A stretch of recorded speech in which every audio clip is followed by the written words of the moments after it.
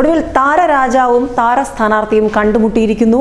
തൃശ്ശൂരിലെ NDA സ്ഥാനാർത്ഥി സുരേഷ് ഗോപി മലയാളത്തിന്റെ സൂപ്പർ സ്റ്റാർ മോഹൻലാലിനെ കണ്ട് അനുഗ്രഹം വാങ്ങിക്കാനെത്തിയിരിക്കുന്നു. പഴയ ചങ്ങാതിമാർ ഇപ്പോഴും നല്ല ശക്തമായ തന്നെ തുടരുന്ന സൗഹൃദം, അതിനുമപ്പുറം ഒരു തെരഞ്ഞെടുപ്പ് വിജയം, അനുഗ്രഹം, ആശീർവാദം അതൊക്കെ തേടിയാണ് സുരേഷ് ഗോപി മോഹൻലാലിന്റെ വീട്ടിലെത്തിയത്. മോഹൻലാലിനെയും അമ്മയും കണ്ട് അനുഗ്രഹം വാങ്ങി സുരേഷ് ഗോപി അവരുമായി വിശേഷങ്ങൾ പങ്കുവച്ചു.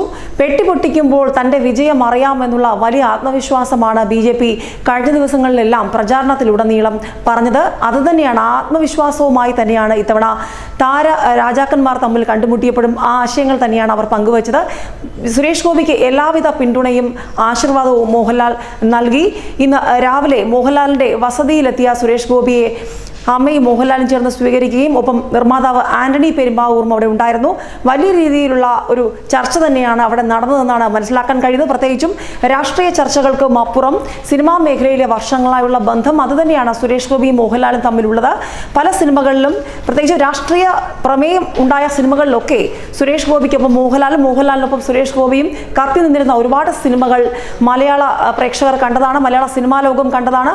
ഭൂമിയിലെ രാജാക്കന്മാർ, രാജാവിൻ്റെ മകൻ, 20-ാം നൂറ്റാണ്ട്, അങ്ങനെ ഒരുപാട് സിനിമകളിൽ മോഹൻലാലിന്റെ മിന്നുന്ന പ്രകടനം പലതിനും സുരേഷ് ഗോപി ഒപ്പം ഉണ്ടായിരുന്നു എന്നതാണ് എടുത്തു പറയേണ്ട ഒരു കാര്യം. മാത്രമല്ല, തിരഞ്ഞെടുപ്പിൽ തൃശ്ശൂരിൽ സുരേഷ് ഗോപി നടത്തിയ പ്രചാരണ രീതികളിലൊക്കെ സോഷ്യൽ മീഡിയയിൽ ചർച്ച ചെയ്യപ്പെട്ടതും അതുതന്നെയാണ്.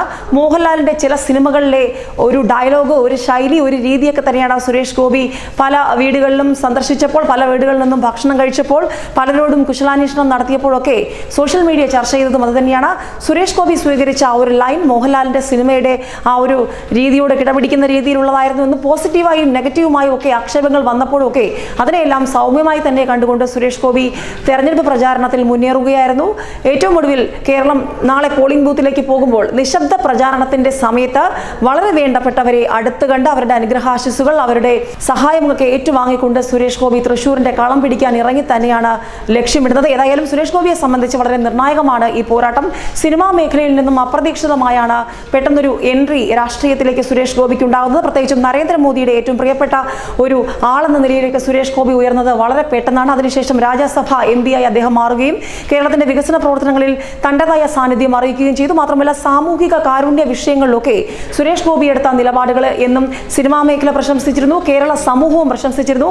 തൻ്റെ കഥാപാത്രങ്ങളിലൂടെ സുരേഷ് ഗോപി നൽകിയ സന്ദേശങ്ങൾ തന്നെയാണ് സുരേഷ് ഗോപി ജനങ്ങളോട് വോട്ട് ചോദിച്ചപ്പോഴും പലപ്പോഴും പറഞ്ഞത്. ഹരചന്ദ്രൻ IPS മാതൃകയിൽ ജനങ്ങളോട് നല്ല രീതിയിൽ സേവനം കാഴ്ചവെക്കാൻ തനിക്കത് വോട്ടായി മാറുമെന്നുള്ള പ്രതീക്ഷ സുരേഷ് ഗോപി പങ്കുവെക്കുന്നുണ്ട്. ഒപ്പം പല TV ചാനലിലൂടെ നടത്തിയ റിയാലിറ്റി ഷോകളിലൂടെയൊക്കെ കാരുണ്യത്തിന്റെ നല്ലൊരു കൈ നൽകാനും സുരേഷ് ഗോപി എപ്പോഴും ശ്രമിച്ചിരുന്നു. ഏതായാലും സുരേഷ് ഗോപി തുടക്കം മുതൽ തൃശ്ശൂർ മണ്ഡലത്തിലെ സ്ഥാനാർത്ഥിയായപ്പോൾ മുതൽ വാർത്തകളിൽ നിറഞ്ഞു നിൽക്കുകയാണ്. ഏറ്റവും ഒടുവിൽ താരരാജാവിനെ കണ്ടു തന്നെ അനുഗ്രഹം വാങ്ങാൻ, പ്രത്യേകിച്ചും തന്റെ പുതിയ സിനിമയുടെ സംവിധാനത്തിലേക്ക് കടക്കാൻ ഒരുങ്ങുന്ന മോഹൻലാലിനെ കണ്ട് ആശംസ അറിയിക്കാനും തിരിച്ച് തിരഞ്ഞെടുപ്പിൽ മോഹൻലാലിന്റെ ആശംസ ഏറ്റുവാങ്ങാനുമാണ് സുരേഷ് ഗോപി എറണാകുളത്ത് മോഹൻലാലിന്റെ വസതിയിലെത്തിയത്.